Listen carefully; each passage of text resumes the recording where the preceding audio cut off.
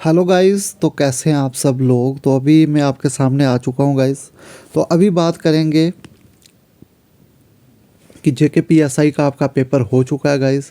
तो कुछ शिफ्ट्स जो थी वो डिफ़िकल्ट आई हुई थी, तो उनके रिलेटेड आज मैं बात करूंगा। जैसे 17 को फर्स्ट शिफ्ट जो थी वो डिफ़िकल्ट थी, और ऐसा सुनने में आया कि जो आपका लास्ट दिन 20 था उसकी दूसरी शिफ्ट जो थी वो भी थोड़ी डिफ़िकल्ट आई हुई थी। उसके अलावा 14 और 15 तारीख को जो थी वो एक इवनिंग वाली शिफ्ट जो थी इनकी काफ़ी डिफ़िकल्ट थी। तो जो शिफ्ट्स जो हैं काफ़ी डिफ़िकल्ट आई हुई है। जैसे 18 को इवनिंग वाली शिफ्ट काफ़ी डिफ़िकल्ट थी। मॉर्निंग वाली इजी थी, लेकिन इवनिंग वाली शिफ्ट जो थी वो काफ़ी डिफ़िकल्ट देखने को मिली है जेकेपीएसआई की।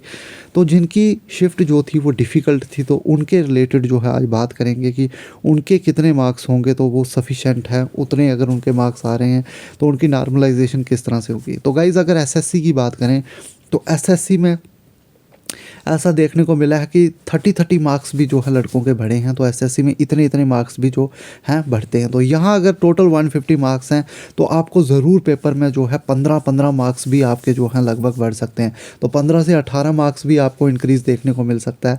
तो इसलिए अगर मैं बोलता हूँ कि अगर आपकी बहुत ही टफ शिफ्ट आई है, बहुत ही रूथलेस शिफ्ट अगर आपको देखने को मिली है, मतलब कि आपको इतने पुराने क्वेश्चंस पूछे गए हैं कि उनका आंसर करना काफ़ी मुश्किल हो रहा था।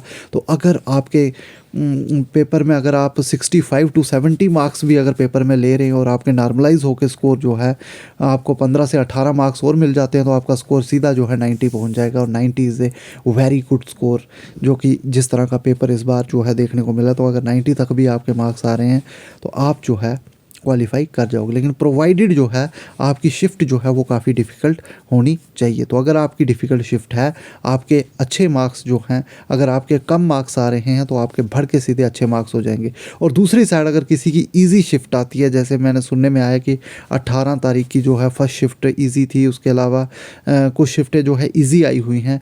तो अगर कुछ शिफ्टें ईजी हैं, जैसे अगर शिफ्ट ईजी है तो 110 मार्क्स किसी ने लिए हैं, तो गाइस उनके मार्क्स माइनस होकर 10 मार्क्स माइनस भी हो सकते हैं। तो ऐसा भी एसएससी में देखने को मिलता है कि आपके मार्क्स जो हैं वो माइनस भी हो सकते हैं। तो आपके मार्क्स जो हैं वो माइनस होके 15 से 18 मार्क्स तो इतने तो माइनस नहीं होंगे, लेकिन 10 तक आपके मार्क्स जो हैं माइनस भी हो सकते हैं अगर आपकी शिफ्ट बहुत ईजी आई हुई है दूसरों के कंपैरिजन में। और अगर बात करें तो आपका जो है जो फार्मूला है उसमें 0.1% स्टूडेंट्स जो हैं आपकी शिफ्ट के लिए जाएंगे, और दूसरी तरफ जो है ऑल शिफ्ट के 0.1% स्टूडेंट्स को लेके। तो ये कुछ इस तरह का फार्मूला है, उसको ज़्यादा फार्मूलों को डीप जाने की ज़रूरत नहीं है। बस इतना समझने की ज़रूरत है कि अगर आपकी शिफ्ट में 3000 कैंडिडेट्स हैं तो उसका 0.1% निकाला जाएगा। उन कैंडिडेट्स को देखा जाएगा कि उन्होंने कितने कितने मार्क्स जो हैं वो लिए हुए हैं। तो उस तरह से आपका जो, अगर आपकी शिफ्ट टफ भी है लेकिन लड़कों ने अच्छे मार्क्स ले लिए हैं, तो आपकी शिफ्ट को ईजी कंसीडर किया जाएगा। तो ये भी एक तरीका है। तो इसलिए अगर आपकी शिफ्ट बहुत ही हार्ड आई हुई है तो वो यकीनन किसी लड़कों से हुई नहीं होगी, वो क्वेश्चन जो है उनसे अटैम्प्ट नहीं हुए होंगे। तो अगर आपके 65 टू 70 मार्क्स भी उस शिफ्ट में हैं तो नॉर्मलाइज होकर आपका स्कोर जो है वो 90 के करीब जो है वो पहुंच सकता है। तो इसलिए बिल्कुल भी अगर आपकी शिफ्ट टफ है तो बिल्कुल भी आप इस चीज़ को ना घबराएं कि मेरे मार्क्स कम आए हैं तो मैं अब मेरे जो है मार्क्स नहीं बढ़ेंगे या ऐसा नहीं होगा या मैं आउट हो गया। तो ऐसा बिल्कुल भी आप ना सोचें। आपके मार्क्स जो है नॉर्मलाइज होंगे अगर आपकी शिफ्ट जो है वो डिफ़िकल्ट है। अगर आपको लगता है कि मैंने पढ़ा है लेकिन उसके बावजूद भी मेरे मार्क्स अच्छे नहीं आए, तो यकीनन आपको जो है मार्क्स मिलेंगे। लेकिन अगर आपने पढ़ा ही नहीं है, फिर आपके मार्क्स 60 आ रहे हैं, तो आप बोल रहे हो जी मेरी शिफ्ट टफ है, तो फिर आपके मार्क्स नहीं बढ़ेंगे। लेकिन अगर आपने पढ़ाई की है उसके बावजूद भी आपके मार्क्स कम आए हैं तो फिर इट मीन्स कि आपकी शिफ्ट जो है वो डिफ़िकल्ट है। तो डिफ़िकल्ट शिफ्ट को जो है यकीनन जो है 15 से 18 मार्क्स या 10 से 12 मार्क्स का बेनिफिट जो है वो ज़रूर देखने को पेपर में मिल सकता है। तो आई होप आपको ये समझ आई होगी।